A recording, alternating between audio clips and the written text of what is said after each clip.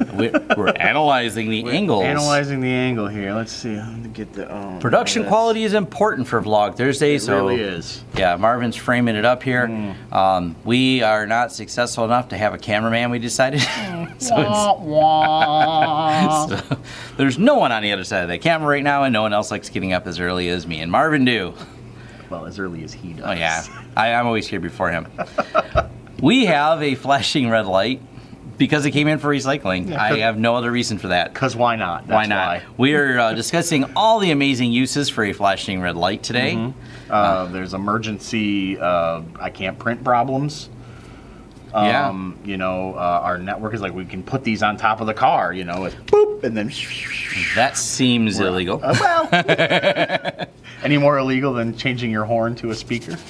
So I may have some, well, no, we're not going to... You know, someone asked me to do a video on it. We're going to... That's another topic. But my car, and I got the thing I can yell at people. That's been fun. And... So someone suggested I do a video of that, of me yelling at people, but I have ceiling dust on me because I was in the ceiling obsessing over a noise because nobody else can hear. Yes, because these are the idiosyncrasies of me. I get here today and he's just like, there's something dripping, and I'm there's like, something no, dripping. There isn't. There really isn't. There actually wasn't. So we're good. But we broke a ceiling tile, so we're not good. But that's okay. Those are not a big deal. We put it back together, and it's in Marvin's area, so I don't have to look at it. And honestly, it's across the room. I won't even see it. So. Yeah. So if you stop by our office, find the broken ceiling tile. Yeah. But you know what? We have some fidget spinners left. You find the broken ceiling tile, you get a fidget spinner. How about that? There you go. Yeah, the fidget spinner idea. There's a fail. I wouldn't say it was a fail. So we were having fun doing videos. We did the Smashing a Mac video, for those of you who follow us on Facebook. I didn't put that on YouTube. Maybe I should. Oh.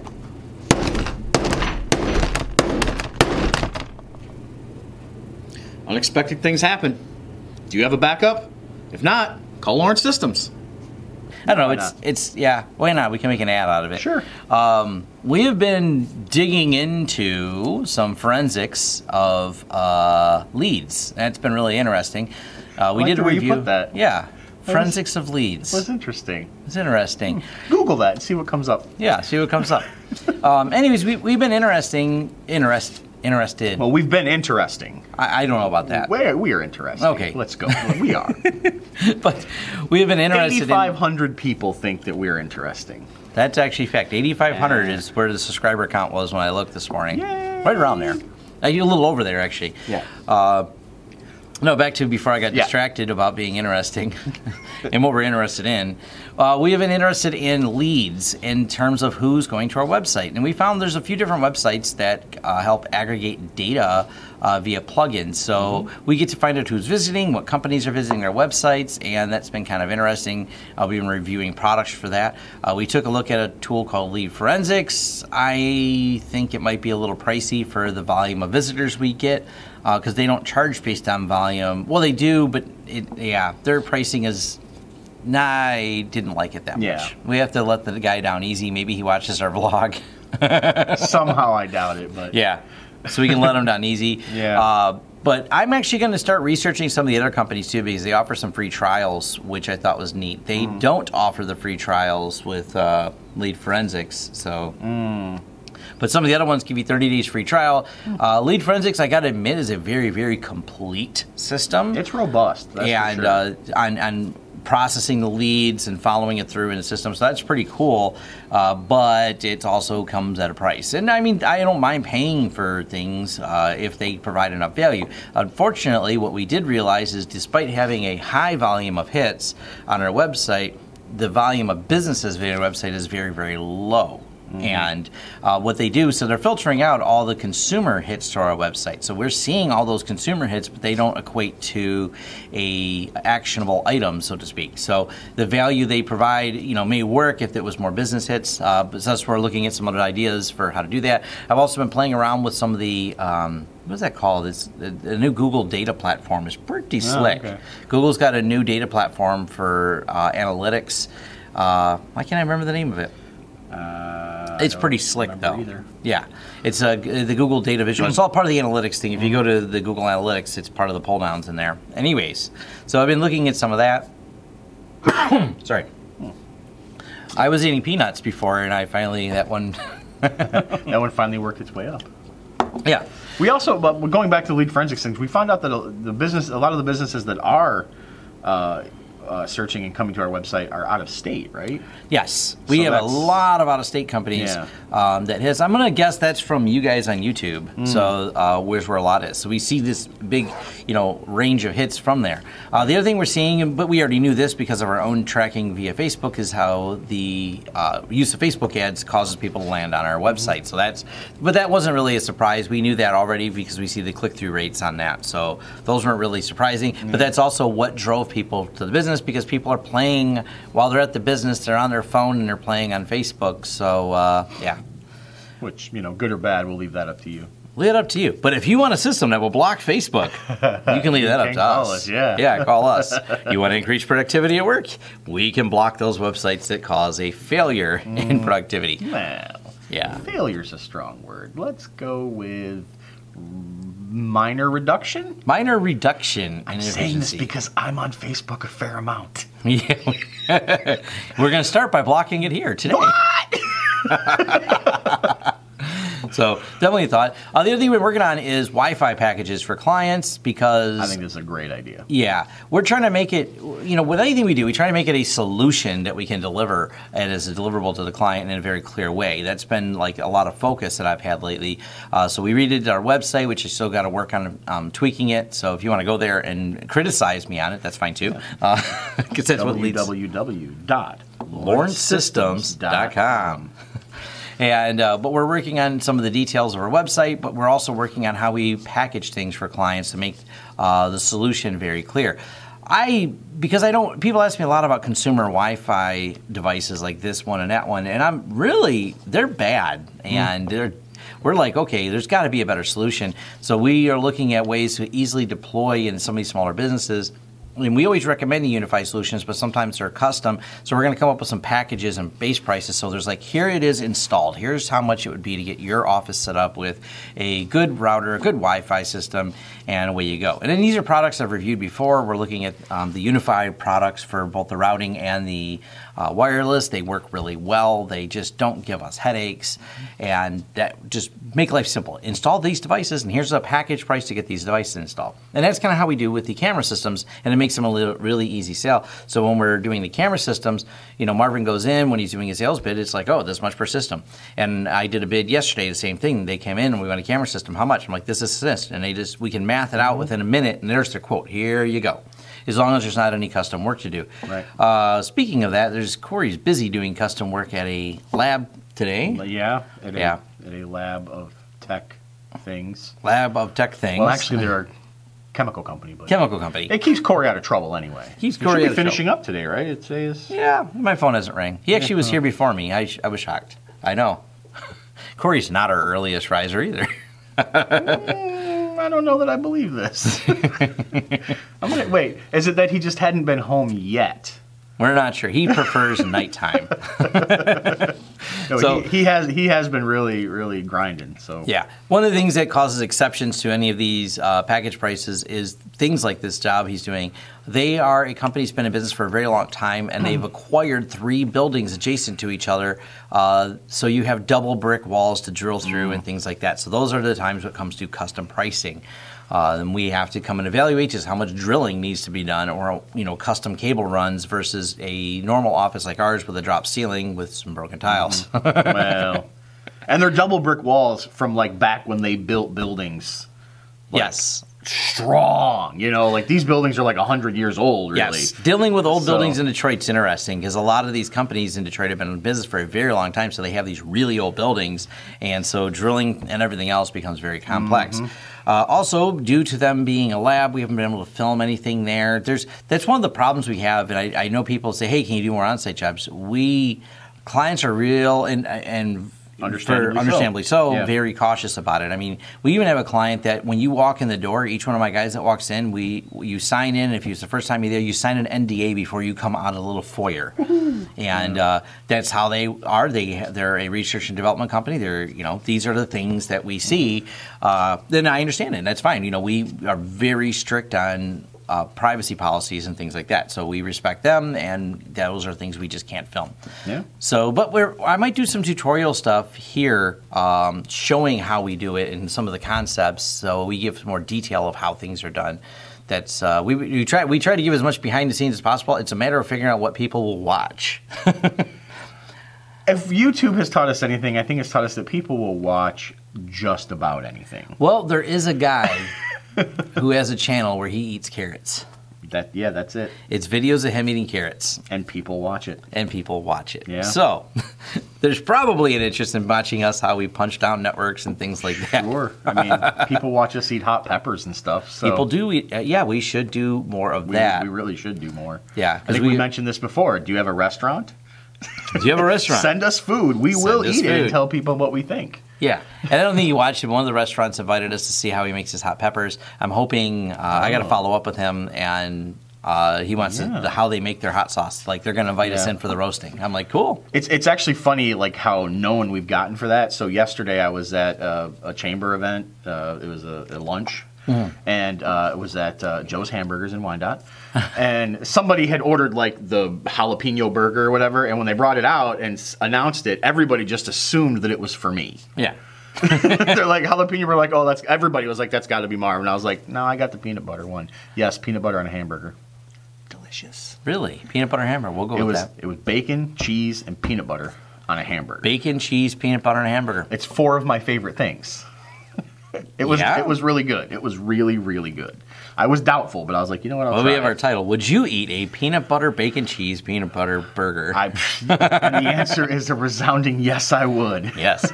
Back to other stuff we're doing now. So as much as I'm daydreaming about that now. Yeah, right. Well, Joe's Hammer, right up the street. We finished that project, the one where we thought we weren't getting the rack, and then we got the rack later. And I'm trying to work on a video of that because the problem of the way the job went, we finished the job at about 4 in the morning. And they were there at 8 in the morning installing all their equipment and making it all live. So I haven't been able to go back and film any of it. So we're kind of stopped there. So I got to finish off some narration. I have some photos of it, but not 100% complete photos because, well, my guys take pictures, but it's not like, we didn't get to film it. So, but we may talk more about that project, and I'm going to do like its own video on it because in the end, I understand why they like the rack. I understand the clarity. They seem happy with the project. We haven't heard otherwise from them. They were plugging everything in, and they didn't call us. Yeah. We messaged them twice and said, hey, need anything? Is everything good?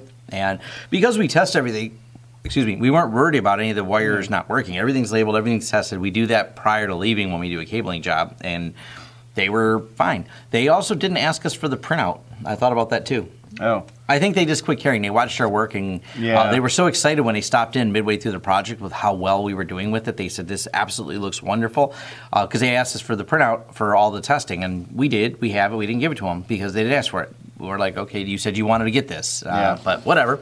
Well, we understood a little more, too, once we got into it as to why they were so specific on the things they needed. Yeah. It turns out, their office is off in another state somewhere. So they're calling somebody saying, if work needs to be done, go do this, this, and this. So they needed to say, pull the purple wire out of the purple jack. And, so we understood a little better at that point, like, why did things need to be this color and that color and here, and these are specifically here and those are specifically there. Because it will make it easier when you're on the phone. Instead of saying, pull that one out. No, that's not it? Okay, go to the next one. Try that one. That one's not it either? All right. Right. So they were forward thinking in that aspect. Yeah. So it's a well labeled job. It's done specifically how they wanted, and we're happy. They're happy. It really did come out. As long as everybody posts bills, really everybody's happy. Yeah. Speaking of which, that's the important thing. Marvin's been doing collections. That's been fun. It's the least. Yeah. It's the least favorite thing I do. Just pay your bills, Just people. pay your bills, people. It's not like you did a service was done for you. Just pay. Yeah, and they don't deny any of it. They just seem to not have the money that they thought they had before. So that's always been a fun thing with some of the projects. We get deposits on them. It's the final payment. Sometimes it's a problem with them. So such is life. The other thing I'm puzzling over is some clients are so strange. They don't want us to work on things remotely, but then they complain that we're on site. are like, what do you want me to do? Your computer's loading an update. And when we work remotely, we don't charge you for that time, because what we do is we log in, we see it's loading an update, we can work on other things while we're waiting remotely for that update or whatever to finish.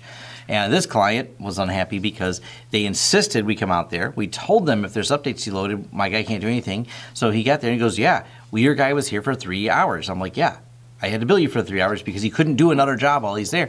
Well, I didn't understand. I said, yes, you did. You sent the email to me that I prefer you to be on site. I don't care what it costs. Therefore, we went on site and you got billed for 3 hours, which an hour of it was waiting for an update to load. I don't know what to tell you. Yeah. Like here's the email. Here's you replying saying I don't care. Here's your invoice, and they're paying the invoice. They just wanted to complain about it, and I'm like, I told you we should do this remotely, but they didn't want us to, and I'm like, I don't know what to tell you. I mean, yes, we know Windows updates, but when we get these computers, because this was not the best idea. If you want to do this yourself, no problem. But be warned, if you decide just to order computers and not have them sent to us to have them prepped or anything, you want us to unbox them and load all the updates at your office because that's your preferred method, you're going to get billed for it. I don't have a way around this. I don't mind if you do that. You can order them yourself. But you're going to get billed for the time it takes to update. If you want to just unbox them and at least turn it on so it loads updates, cool. We suggested that too. Nope. They wanted us to do the whole thing from opening the box to setting it up. But, you know, yeah, this is a recurring theme. I'm not understanding what's, they're like, they assume, why doesn't Dell ship these completely up to date? I don't know. I'm not Dell. Because they built them a month ago. Yeah. And there's since a lot then, of Windows updates. A lot of them come out. Another good way to avoid waiting on updates is to go on one of our managed service plans, because then we just take care of that for you. We take care of that for you. Yeah. And Just saying. Yeah, we try to do more and more proactive IT with managed service plans as opposed to reactive IT of, oh my gosh, there's a problem now. And we usually find that there's been a problem for a long time. You have just discovered it now. The problem occurred a while ago because you're not being proactive. You know, we make our managed service plans very, very reasonable. It helps, create a predictable IT cost, and then it's just such our concept. But we don't mind the break-fix clients. Sure. We wish them all well. Some of them are just gambling. I've got a lot of them that are running no backups. I got nothing for them. I keep reminding them every time we go out there and solve something for them, and we've even recovered things for them. And we keep them as a client. I mean, they're gambling, and that's fine. You're saving that few. The size of the company blows my mind that they have no backups. Do your backup. You never know when you could be working and somebody comes along with a hammer and just smashes the computer you're working. It happens, people. Yeah. It happens. Yeah, and they're just running nothing. They just run everything unmanaged, and it's kind of the hope and pray method. Yeah, we hope it doesn't break. They've loaded random free antiviruses, and yeah. There's no consistency. Excuse me as I roll my eyes. They have a complete office filled with inconsistencies. And the size of these companies just blows my mind that they don't do any of this. I'm like, you really should have something. Yeah. Even if you just managed it yourself, which some people want to do. iDrive is very inexpensive. Load it. They have nothing. I don't think it will break. Okay. That's the answer I got. Some people say you don't keep those people as clients. I'm like, well, no, there's going to come a time where, I mean, maybe there won't be. They could be playing the odds, but we know. And this is a perfect example. We had a company that kept talking for months and months about cameras, talking about doing stuff, and then finally someone took something very, very expensive out of their yard, as in picture an acre facility and a big expensive thing that someone required, not a pickup truck, but a large truck hooked up to it and left with it, costing them a small fortune. Actually, what it cost them, as I understand, was substantially more than the camera bid. and insurance claims that these large companies are very expensive, so they decided now that the few $1,000s on cameras, because and just give you a way the transportation industry works. Every truck has an MC number on it because you can't drive these trucks without the proper licensing. So it has to be very clearly displayed on the side of the truck. And another company was able to, incidents occur like this. People think they can sneak into a yard, grab a trailer full of whatever, and leave with it. But they've used cameras to find the MC number on the side of the truck and identify who the truck belongs to. Well, without any cameras, they don't even have that much evidence to try to work backwards off of. So someone probably knew internally that the cameras didn't do anything, and because they had failed years ago, and they went and pulled something out of the yard, and no one... Yeah, there's so many trucks coming and going for things, and one of them hooked up to something they weren't supposed to and just left with it.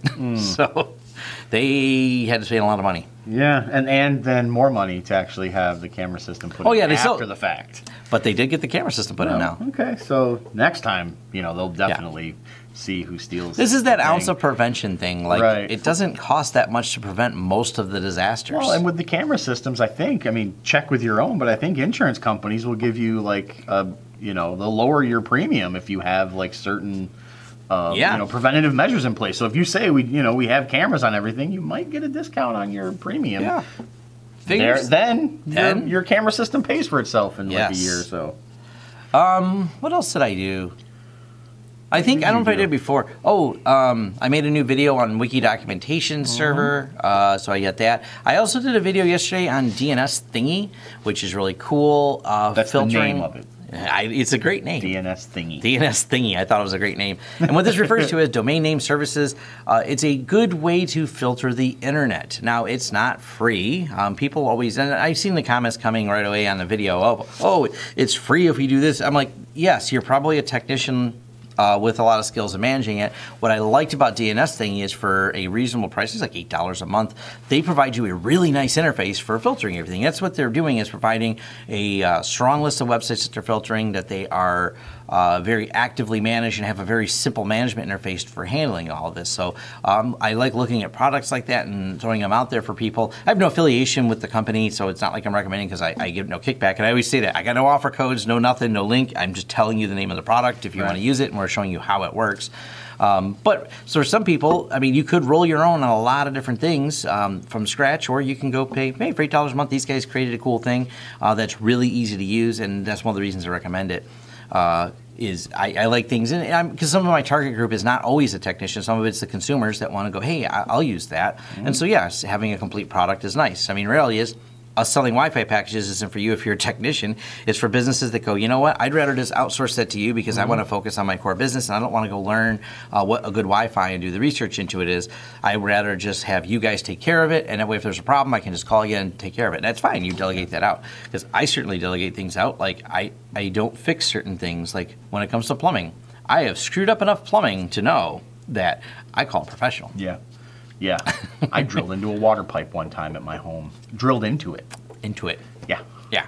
There's a reason we call professionals. There comes a point when it's not worth me doing it. So we'll wrap up Vlog Thursday with this.